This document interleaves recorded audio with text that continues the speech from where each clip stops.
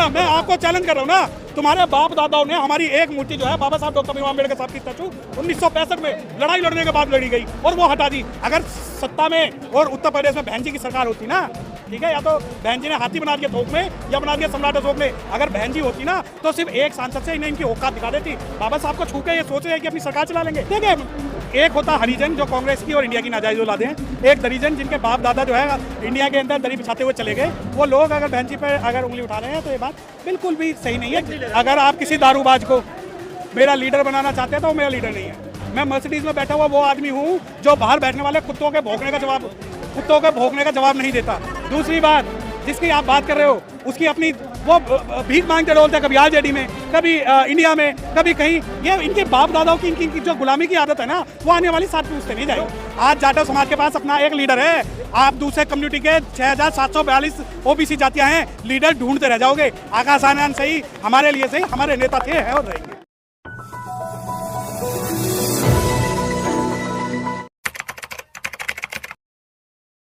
क्या रवीश कुमार पांडे की क्या आप मानते हैं कि वो मेरा हीरो हो सकता है? क्या वो मेरा नैरेटिव तय कर सकता है? मेरा नैरेटिव ये है कि जिस बहन जी ने उत्तर प्रदेश के अंदर घुसते ही साथ भगवान बुद्ध, साहू जी महाराज, पेरियार, फूले, बुद्ध और लखनऊ जैसे और नोएडा जैसे पार्क बनवा दिए ना, इनके तो बाप दादा आने वाली 100 पीढ़ियों तक नहीं कर सकते, 100 पीढ़ियों तक। और मैं चैलेंज कर रहा हूँ, अरे हाँ, मैं आपको चैलेंज कर रहा हूँ ना, तुम्हारे बाप दादाओं ने हमारी एक मूर्ति जो है बाबा साहब डॉक्टर भीमराव अम्बेडकर साहब की स्टैचू 1965 में लड़ाई लड़ने के बाद लड़ी गई और वो हटा दी। अगर सत्ता में और उत्तर प्रदेश में बहन जी की सरकार होती ना, या तो हाथी बनाए थे, वो एक शेर है कि या तो जो बहन जी ने बनाए थे हाथी या बनाए थे सम्राट अशोक ने, ठीक है, या तो बहन जी ने हाथी बना दिया थोक में या बना दिया सम्राट अशोक ने। अगर बहन जी होती ना तो सिर्फ एक सांसद से इन्हें इनकी औकात दिखा देती। बाबा साहब को छू के ये सोच रहे हैं कि अपनी सरकार चला लेंगे।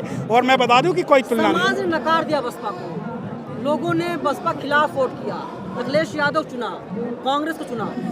ये सवाल जो है जब भी मुझे याद आता है, आप पूछते हैं तो मुझे ये याद आता है कि बाबा साहब डॉक्टर भीमराव अम्बेडकर साहब के बारे में भी आप लोग यही बात करते थे कि ये कुल्ला से राजनीतिक रूप से नहीं जीत पाया। यही बात जब आप साहब काशीराम के बारे में करते थे। और रही बात जीत या हार, राजनीतिक पार्टी के अंदर बहुजन समाज पार्टी की मात्र ऐसी पार्टी है जिसने एक भी रुपये का डोनेशन और फंडिंग नहीं लिया पूरे चुनाव में। जानते हैं इलेक्टोरल बॉन्ड, सुना है नाम? और जो इन पार्टियों ने, कांग्रेस और भाजपा ने, करोड़ों अरबों रुपए का इलेक्टोरल बॉन्ड लिया, तो आप कैसे तुलना कर सकते हो उनकी? लेकिन सर अभी हाल ही में जो प्रेस कॉन्फ्रेंस हुई है बहन जी की, उस प्रेस कॉन्फ्रेंस में उन्होंने जितने भी लोग जो संविधान दिखा रहे हैं उन सभी को बोला ये एक ही थाली के चट्टे वट्टे हैं। इसको कैसे आप देख रहे हैं? देखिए, ये बहन जी ने जो दिखाया है, बहन जी, अगर आप साहब काशीराम को पढ़ते हैं और अगर आप बहुजन राजनीति की बात करते हैं तो साहब काशीराम ने और बहन जी ने काफ़ी पहले ही बोल दिया था कि ये सांपनाथ है, ये नागनाथ है, ये दोनों ही एक सिक्के के दो पहलू है। आप ये देखिए कि पूरे भारत में इंडिया ने क्या बसपा के किसी भी कैंडिडेट को समर्थन दिया? इंदौर का आप कांड जानते हैं, इंदौर के अंदर इंडिया का जो कैंडिडेट था उसने एनडीए को सपोर्ट कर दिया परंतु बसपा को नहीं किया। यही काम खुजराहो में हुआ, यही उत्तर प्रदेश में हुआ और ये कहने लगे बी टीम। अरे भाई, बसपा जब साहब काशीराम खड़े होंगे तो आप उनको बी टीम बताओगे, बाबा साहब खड़े होंगे उन्हें भी बी टीम बताओगे।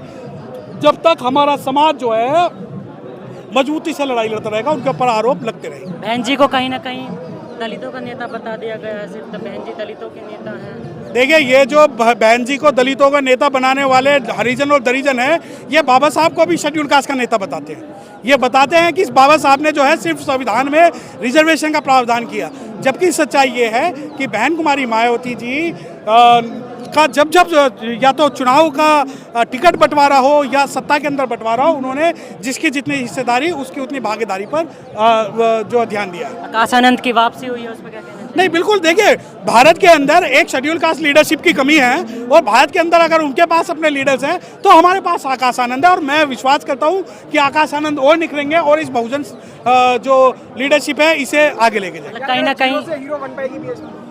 देखिए, मैं आपको बता दूं, ये 30 साल पहले वाला सवाल मत पूछिए। जब तक रगों में खून है, जब तक बहुजन समाज पार्टी जिंदा है, जब तक बाबा साहब की विचारधारा जिंदा है, इस भारत के अंदर अगर पिछड़ों का, रहनुमाओं का और बाबा साहब की अगर कोई बात करेगी तो बहुजन समाज पार्टी करेगी। और उसूलों पे समझौता हमें नहीं करना। जिस दिन हम करेंगे तो हो सकता है 10, 20, 35 सीट जीत जाए। परंतु कहीं ना कहीं बहन जी ने आकाश आनंद को 40 दिन 45 दिन पहले ये कह के निकाला था कि वो मैच्योर नहीं है, तो क्या 40 दिन में वो मैच्योर? देखिए, जब आप इस वर्ड की बात करते हैं कि 40 दिन में मैच्योरिटी कैसे आ गई, भगवान बुद्ध को 1 दिन में परिनिर्वाण प्राप्त हो गया था।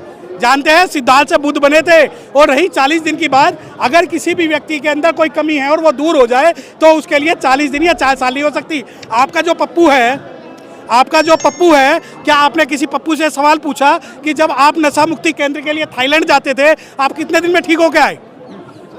सुना? जैन चौधरी जिसमें लठियां बजाई थी, जिसे आज जो सबसे बड़ा लीडर मानते हैं, जानते हैं जैन चौधरी के साथ क्या हुआ था? नहीं जानते ना। किसान आंदोलन में लठियां पड़ी थी। क्या आप जैन चौधरी को, अरे कम से कम मैं आपको बता दूं, खुल के कह रहा हूं आपके चैनलों के पास, आज जाटव समाज के पास अपना एक लीडर है। आप दूसरे कम्युनिटी के 6742 ओबीसी जातियां हैं, लीडर ढूंढते रह जाओगे। आकाश आनंद सही, हमारे लिए सही, हमारे नेता थे, हैं और रहेंगे। चंद्रशेखर को कहीं ना कहीं, देखिए, हमारी लड़ाई जो है चंद्रशेखर या किसी और से नहीं है। हमने क्या कहा कि जाति की अगर बात होगी, 6742 जातियों में कम से कम आज जाटव समाज इस स्थिति में है कि अपने लीडर पैदा कर रहा है, चाहे वो आकाश आनंद के नाम पे हो, चाहे चंद्रशेखर नाग के नाम पे हो, और ये लीडर पैदा होंगे। तो फिर कैसे होगा ना, जो बाबा कहीं ना कहीं वोट कटने की बात बाबा साहब का जो सपना था बहुजन समाज को जोड़ने का, आप तो यहाँ पर जाटव और चमार चिल्ला। नहीं, बिल्कुल, मैंने यही बात की कि 6742 जातियां हैं, उनके पास अपना कोई लीडर नहीं है। और दोबारा मैं बोल रहा हूँ, कम से कम जब आकाश आनंद की बात होगी और चंद्रशेखर की बात होगी कि हमारी जातियों का रिप्रेजेंटेशन करने के लिए हम अपने लीडर पैदा कर रहे हैं। मैंने आकाश आनंद और चंद्रशेखर की बात की है, सिर्फ मैंने आकाश आनंद की बात नहीं की। साथ ही मैं बता दूं, यादव कम्युनिटी के पास अपना एक लीडर है, अखिलेश यादव है, तेजस्वी यादव है, उसके अलावा जैन चौधरी है जो जाट कम्युनिटी के लीडर है, उसके अलावा जो गुज्जर कम्युनिटी के पास सचिन पायलट लीडर है, उसके अलावा चाहे धोबी हो, कोरी हो, मल्ला हो, चमाजुला हो, इनके पास के अपने लीडर्स हैं। मैंने ये कहा है कि सभी जातियों को रिप्रेजेंटेशन करने के लिए कम से कम आज आप इस पावर में तो हैं कि आपके अपने लीडर्स पैदा हो रहे हैं। कल तक तो बहुजन समाज पार्टी के पहले जो भारत के सबसे बड़े शेड्यूल कास्ट लीडर बाबू जगजीवन राम थे, उन्हें इन्होंने प्रधानमंत्री नहीं बनने दिया। बीजेपी के कई नेता बोलते हैं ऐसे ही आंदोलन करते रहते हैं लोग, कोई फायदा नहीं है। देखिए, बीजेपी के नेताओं से हमारा कोई लेना देना नहीं। बीजेपी के जो नेता हैं, जो हरिजन है या दरिजन है, उन्हें आंदोलन क्या पता। हम तो बहुजन समाज के वो लोग हैं जो अपने समाज के लिए, स्वाभिमान के लिए। तो सर कहीं ना कहीं चंद्रशेखर के जब चलते हैं तो उनके साथ युवा समर्थन है, तो कहीं ना कहीं आपको लगता है कि आकाश आनंद जो है युवा को प्रभावित कर पाएंगे? देखिए, मैं प्रभावित हूँ तो मैं आकाश आनंद से प्रभावित हूँ, मैं उनके स्किल से प्रभावित हूँ, मैं आकाश आनंद का फैन हूँ, मैं आकाश आनंद के पे विश्वास रखता हूँ। क्या कारण है कि हमें जो है दूसरों की लीडरशिप थोपी जाती है, मैं नहीं चाहता किसी की। तो आपको क्या लगता है आपकी बार बहन जी जो है प्रधानमंत्री कहीं ना अभी कहीं? दिल्ली में इलेक्शन होने वाले हैं, तो क्या लग रहा है बीएसपी अपना पुराना वाला जो वक्त आने दे, बता देंगे तुझे आसमां, हम अभी से क्या बताएं, क्या हमारे दिल में है। बहुजन समाज पार्टी जो है वो भारत के अंदर इतिहास रचा था और इतिहास रचेगी। इंडिया गठबंधन से कुछ लोग टिकट पाने के लिए, पब्लिसिटी के लिए बहन जी पे निशाना साध रहे हैं बार बार, क्या कहना चाहोगे? देखिए, एक होता हरिजन जो कांग्रेस की और इंडिया की नाजायज औलादे हैं, एक दरिजन जिनके बाप दादा जो है इंडिया के अंदर दरी बिछाते हुए चले गए। वो लोग अगर बहन जी पर अगर उंगली उठा रहे हैं तो ये बात बिल्कुल भी सही नहीं है। दिल्ली यूनिवर्सिटी के प्रोफेसर हैं जो बकरी की तरह हर वक्त मसाला खाते रहते हैं मुंह में, और अपना चैनल बना के हर वक्त ठेका ले लिया इंडिया गठबंधन का पब्लिसिटी करने का। अगर आप किसी का नाम नहीं ले रहे, अगर आप किसी दारूबाज को मेरा लीडर बनाना चाहते हैं तो वो मेरा लीडर नहीं है। मैं मर्सिडीज में बैठा हुआ वो आदमी हूँ जो बाहर बैठने वाले कुत्तों के भौंकने का जवाब नहीं देता।